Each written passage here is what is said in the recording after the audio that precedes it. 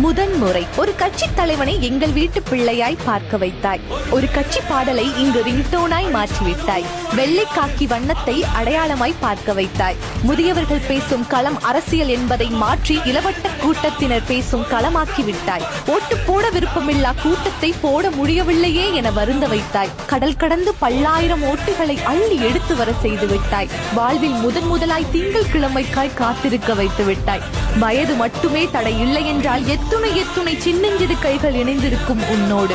இங்கு வரலாறு திரும்பவில்லை, புது வரலாறே படைத்து விட்டாய். தனி மனித சாம்ராஜ்யம் நீ, தடைகளை தகர்த்தெறிந்த வீறு கொண்ட சிங்கம் நீ, அவமான பேச்சுக்களை அணு அளவு கூட மதிக்காத மாமனிதர் நீர். எல்லாரையும் நேசிக்கும் எங்கள் வீட்டு பிள்ளை நீ.